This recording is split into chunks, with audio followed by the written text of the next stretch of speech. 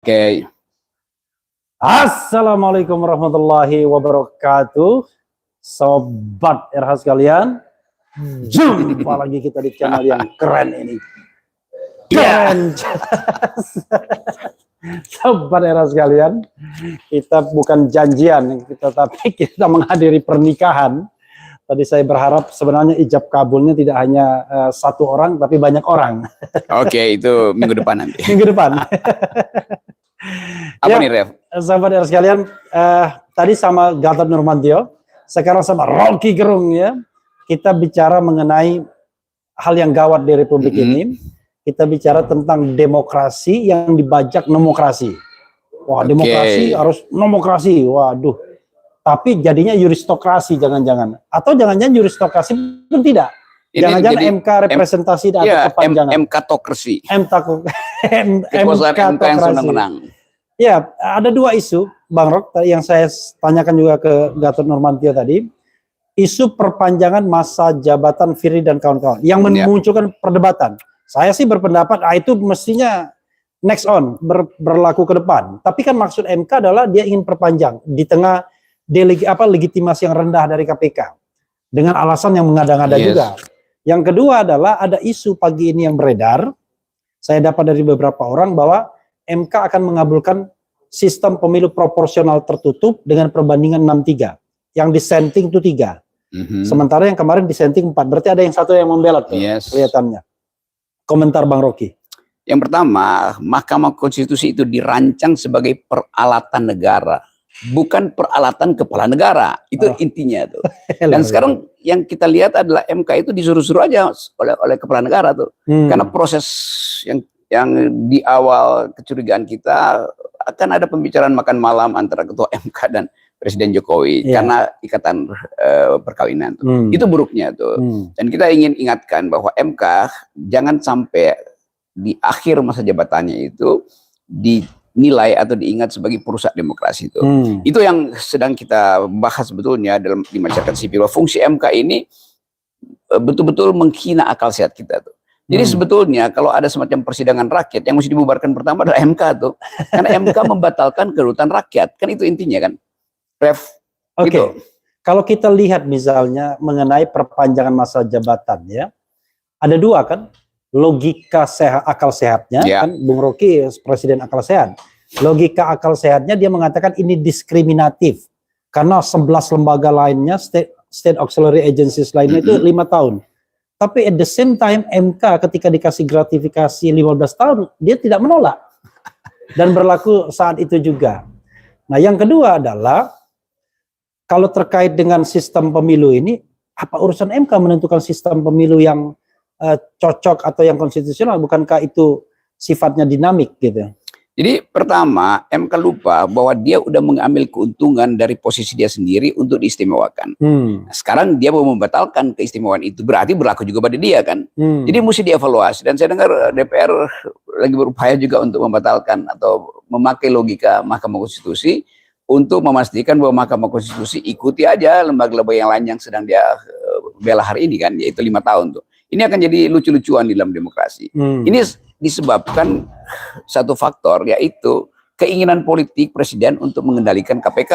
Karena itu peralatan presiden harus dipastikan masih bekerja di tahun politik. Jadi semua isu tentang ya ini soal judicial review basisnya udah bukan. Tetap ini adalah peralatan presiden. Jadi kita mesti mulai dengan satu kritik bahwa MK telah menjadi peralatan kepala negara, bukan lagi peralatan negara. Itu yang lainnya kita bisa diskusikan. Tapi yang inti sekarang rakyat mesti tahu bahwa termasuk bocoran atau semacam analisis dari awal bahwa MK pasti akan meloloskan soal sistem pemilu itu, dan itu memang bukan wilayah MK. Tetapi karena ini pesanan politik untuk memungkinkan Presiden Jokowi regain political power dia itu, hanya ini caranya tuh, supaya nanti masih ada kerusuhan sedikit, ada basa-basi, ada kasak-kusuk, dan partai-partai yang sebetulnya potensial untuk beroposisi juga bisa dibajak oleh pemerintah. Keinginan DPR untuk meneruskan posisi dia tanpa ada pemilu itu menguntungkan secara material, gajinya nggak berubah tuh. Jadi semua ini adalah permainan yang kotor dan itu yang merusak demokrasi.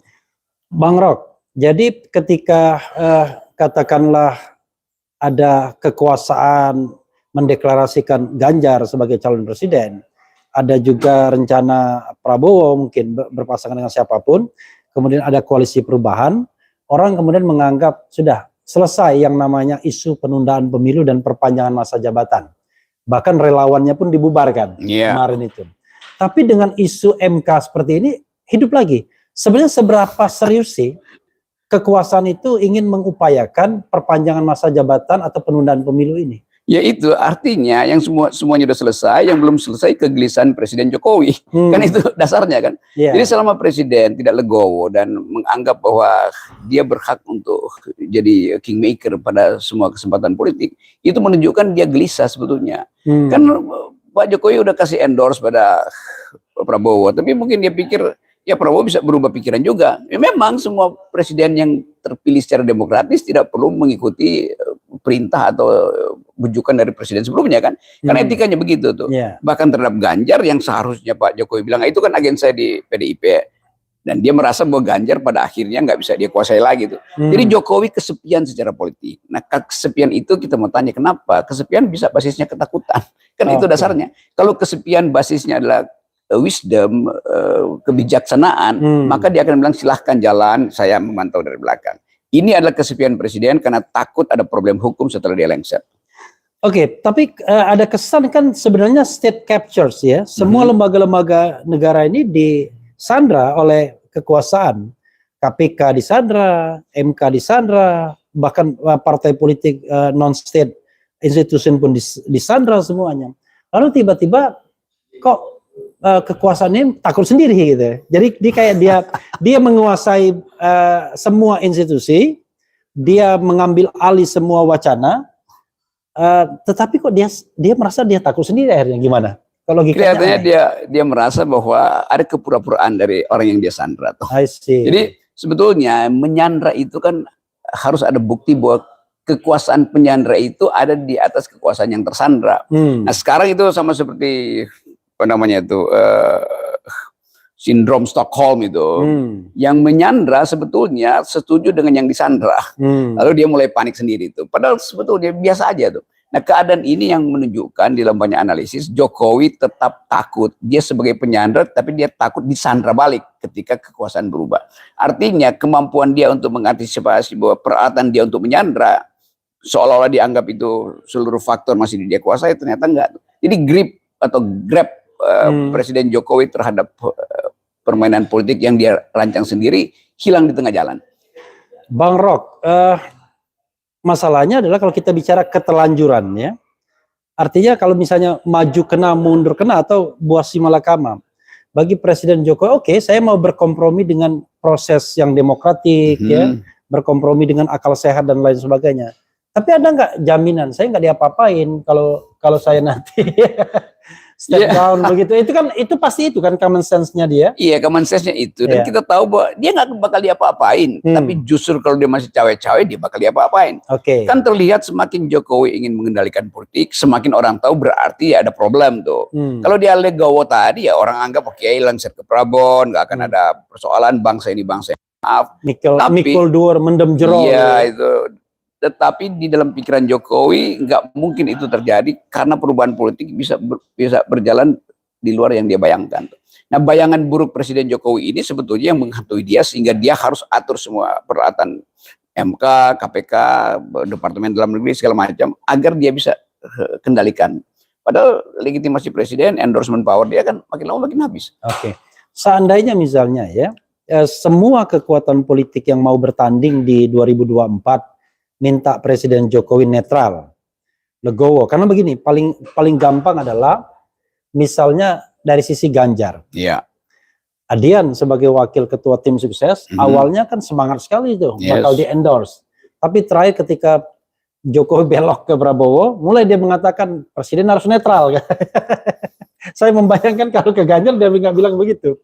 Nah, paling tidak dari sisi kelompok Anies misalnya, dia juga pengen Presiden netral, ya kan? Tinggal kelompok Prabowo misalnya. Kalau ketiganya sepakat bahwa Presiden netral dan kami tidak akan apa-apain, kalau Bang Roken bilang kan, tidak apa-apain setelah nanti step down, kan selesai. kita bisa peacefully ada transisi pemerintahan. Gitu. Ya itu yang harusnya terjadi. Tapi orang seperti Pak Jokowi dia nggak percaya lagi bahwa akan ada semacam koalisi penyelamat dia, kira-kira begitu. Yang adalah koalisi yang akan menghakimi beliau, karena perubahan politik itu nggak mungkin diatur sejak sekarang. Kan presidennya akan datang juga dia punya legitimasi untuk mempersoalkan presiden sebelumnya supaya dia tetap eksis gitu. Jadi ini proses psikologi biasa aja tuh. Nah, psikologi ini yang mengganggu Jokowi. Jadi Jokowi tetap anggap mau bikin statement jamin saya pun nggak mungkin. Yang bisa jamin saya adalah kepastian bahwa saya mengendalikan politik. Nah, itu yang kita bayangkan di ujung analisis kita tetap Jokowi berupaya untuk membatalkan pemilu, menunda pemilu supaya dia bebas untuk mengkonsolidasi sisa-sisa kekuasaannya. Tapi kan kalau kita bicara mengenai dia seperti memegang asap, ya kan, sesuatu yang kelihatannya dia mudah dia pegang, tapi nggak bisa dia pegang-pegang. Let's say katakanlah yang berkuasa yang dia endorse, ya, tapi yang tidak ada jaminan bahwa dia pun tidak diapa-apain ketika rakyat pun bergerak meminta bahwa dia harus misalnya ya, ini misalnya dia harus diproses misalnya. Ya itu poinnya di situ. Jadi Jokowi ini sebagai politisi itu seperti lagi nunggang macan. Kalau dia berhenti dia diterkam oleh si macan. Kalau dia jalan terus dia kelelahan juga tuh. Jadi dia bingung mau ngapain tuh. Sementara nggak ada pohon yang dia bisa tangkap untuk dia bergelantungan di situ kan. Jadi ini keadaan yang berbahaya sebetulnya. Dan selama itu tidak bisa diselesaikan sendiri oleh Jokowi, nggak ada yang mau bantu dia. Satu-satunya cara adalah Jokowi kasih public address, datang ke Refli Harun Channel untuk mengatakan, saya Presiden Jokowi, saya sadar bahwa politik sedang terganggu dan saya mengucapkan terima kasih buat dukungan publik selama 7 tahun, tapi saya mulai sekarang berjanji depan Refli Harun tidak akan cewek-cewek lagi, gitu. Baru dan berharap jadi candas kemudian, itu. Berharap kemudian sebagian rakyat ya memaafkannya ya. Iya memang. Karena ada sebagian yang tetap mendukungnya kan. Kita realistis kan. Gitu. Ya, maksud saya channel Refli Harun itu semacam perwakilan dari oposisi gitu. Jadi minta maaf pada oposisi karena selama ini Pak Jokowi tidak percaya bahwa oposisi itu bisa jujur. Nah, sekarang masalahnya oposisi akhirnya nggak percaya lagi karena Pak Jokowi dari awal nggak percaya bahwa oposisi bisa jujur dan tidak akan mempersoalkan sesuatu. Kalau dari awal Jokowi menghendaki oposisi, tapi dari awal memang dia nggak menghendaki oposisi. Bang Rok. Kita bicara tentang agenda normal ya, pemilu 2024 14 Februari. Kalau Anda boleh memilih ya, Anda pengen pemilu 14 Februari itu atau Anda pengen ada kejadian di hari lain? Kita negeri ini membutuhkan radical break. Jadi mestinya ada kejadian-kejadian awal dulu. Kan kita mesti selesaikan bisul-bisul ini sebelum kita masuk ke 14 Februari yang adalah hari kasih sayang. Jadi untuk kasih sayang itu ya Anda selesaikan dulu masa lalu Anda. Ya, itu pentingnya tuh. Jadi udah tuh soal-soal yang menjadi kecemasan Jokowi, dia sendiri yang mesti menyelesaikan itu. Karena dia yang mulai sebetulnya kekacauan ini. Mulai dari saya Refli Harun pergi ke Mahkamah Konstitusi minta threshold 0% nggak diizinkan. Sekarang kasusnya berbalik, bahwa gara-gara threshold 20%, kesulitanlah Jokowi untuk mengendalikan satu orang. Kesulitanlah Jokowi untuk memprediksikan bahwa akan ada penjamin dia di masa depan. Sekarang kalau seandainya dia melakukan breakthrough, dan itu gampang sekali, dia konsolidasikan kekuatan dan dia keluarkan perpu menghapuskan threshold 20% kan bisa. Iya, tapi kondisi rakyat itu akan ngamuk. Kenapa? Keadaan sekarang orang menginginkan perubahan cepat-cepat itu karena udah bosan dengan wacana-wacana penundaan itu kan. Jadi momentumnya udah hilang tuh. Memang secara konstitusional bisa ada perpu, tapi itu akan membakar rumput kering. Tapi kalau perpu 0% threshold. Oh, di 0% itu. Iya, perpu 0% threshold kan sebenarnya kan nggak ada masalah. Orang pendaftaran baru bulan Oktober. Justru itu yang kita minta. Masih ada kesempatan. Kalau di perpu 0% sehingga bahkan calon independen mestinya dikeluarkan sebagai perpu kan. Perpu bahwa pemilu 0% dan mesti ada calon independen tuh. Supaya orang tidak beli kucing dalam karung. Dan akhirnya kemarahan itu bisa terkanalisasi semua dalam sebuah kompetisi ya. Saya baca beberapa survei bahwa swing voters terutama dari anak muda itu tinggi sekali, 27% menuju 30%. Ini memerlukan pemimpin alternatif artinya tuh. Jadi calon-calon ini karena calon-calon ini dipilih oleh lembaga survei sebetulnya kan. 3 calon ini kan hasil lembaga survei itu, elektabilitasnya. Tetapi di dalam kita bayangin ada era baru, Jokowi bikin breakthrough atau radical break 0%, dan saya menginginkan ada calon alternatif. Maka dimungkinkan lagi untuk kocok ulang calon-calon ini, kan begitu. Oke, paling tidak kalau kita misalnya independen itu belum bisa dikabulkan, misalnya karena ada presiden putusan MK, minimal 17 slot yang ada sekarang ini. Oh, itu lebih enak more than enough, ya kan? More than enough buat 17 slot. Dan saya kira Rocky Gerung bisa nyalon, ya kan? Iya, kalau saya nyalon itu sekarang aja saya mulai kampanye tuh di. Enggak, justru ada satu isu lagi, Bang Rock, yang ingin saya singgung adalah soal mahalnya pemilu. Ya. Iya. Kemarin orang bilang sudah mengkalkulasi kalau nggak ada berapa triliun, nggak mungkin lah. Ya, 3 triliun, ya. 5 triliun. Mungkin bagi sebagian kelompok masyarakat kita dengan rasio gini yang nggak karu-karuan ini, 3 triliun enteng.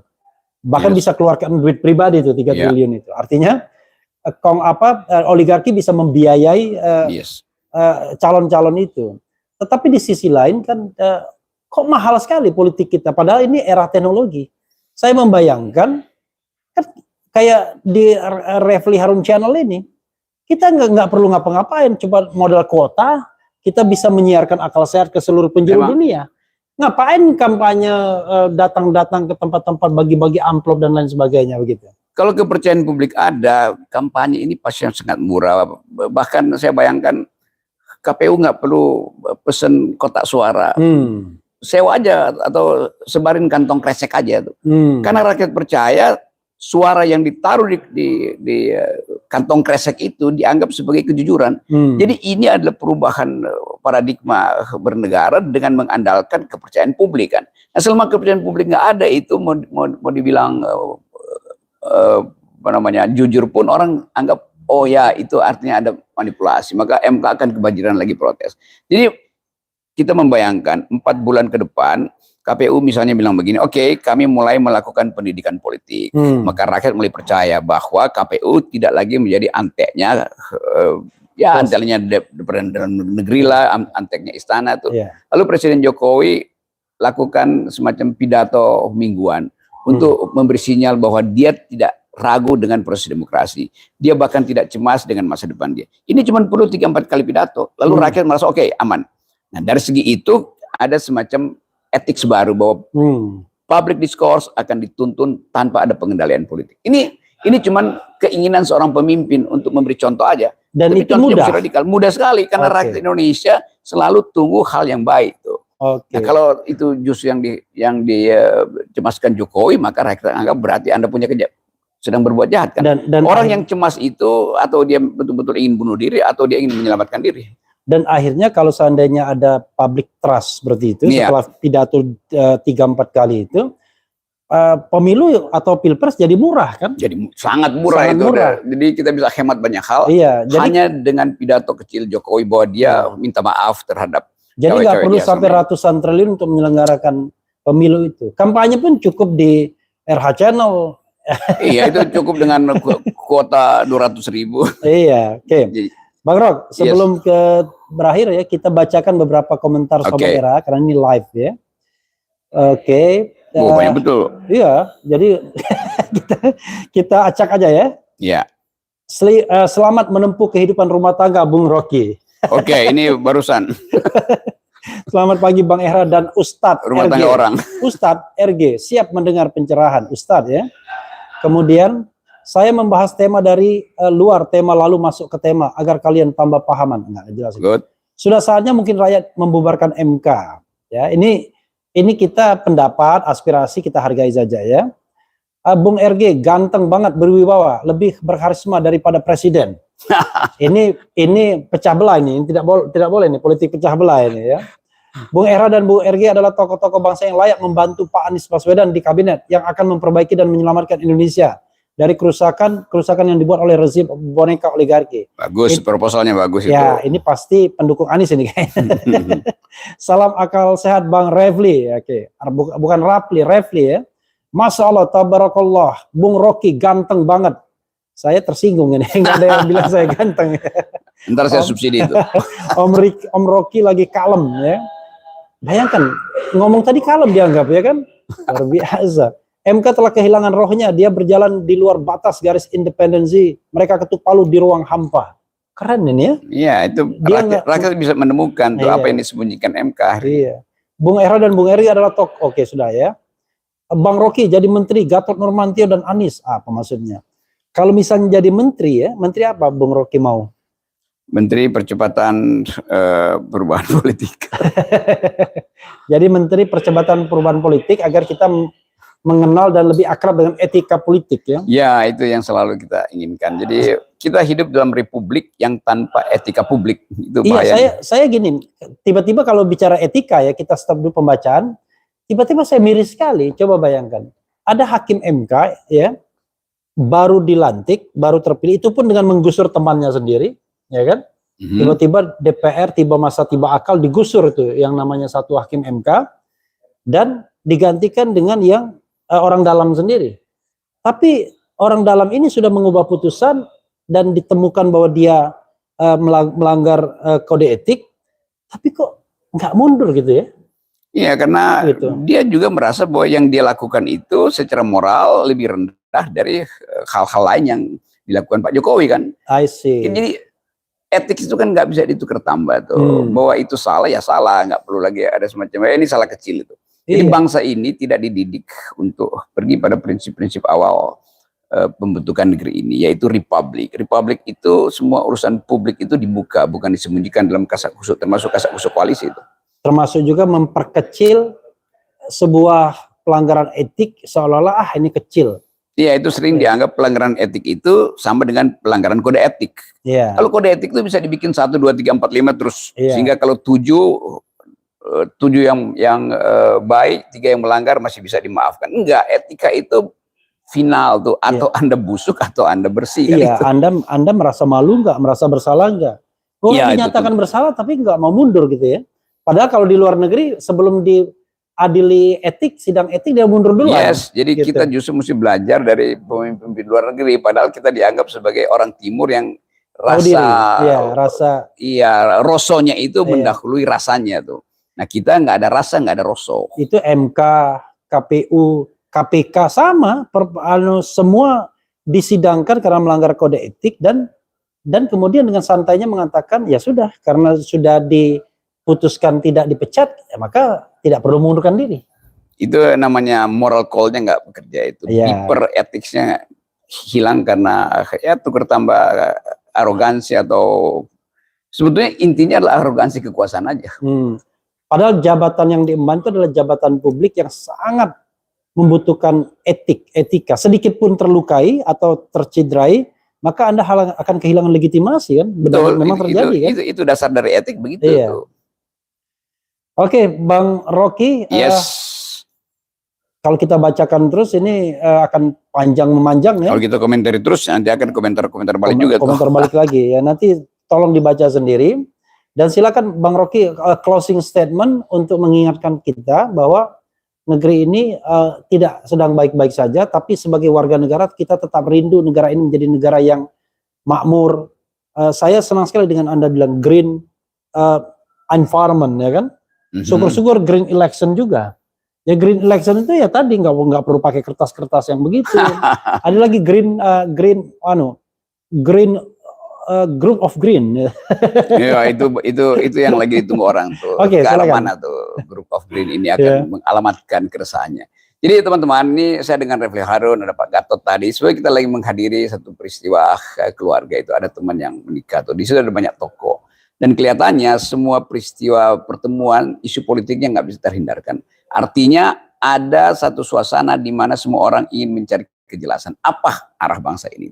Nah, arah bangsa itu ditentukan oleh percakapan-percakapan intelektual di beberapa podcast, termasuk podcast dari Refli Harun Channel. Jadi ikuti aja kalau Anda ingin belajar tentang etika publik. Iya, saudara sekalian, itu dengan Rocky Gerung. Dan mudah-mudahan saya sering bisa menangkap Rocky Gerung. Susah sekali menangkap beliau, ya. Kadang di sana, kadang di sini. Dan yang susahnya adalah di Kathmandu, ya kan? Di Kilimanjaro, itu yang ribet. Selain kita tidak punya akses komunikasi, kita juga tidak bisa menjangkaunya walaupun akses itu hidup. Karena sinyalnya tidak begitu kuat, ya kan? Kadang-kadang sinyal yang tidak kuat inilah membuat komunikasi kita jadi tidak baik. Yang kuat sekarang adalah sinyal perubahan, tuntutan sinyal perubahan. Oke. Mudah-mudahan kita menjadi bagian dari perubahan. Wassalamualaikum warahmatullahi wabarakatuh. Waalaikumsalam. Salam akal sehat.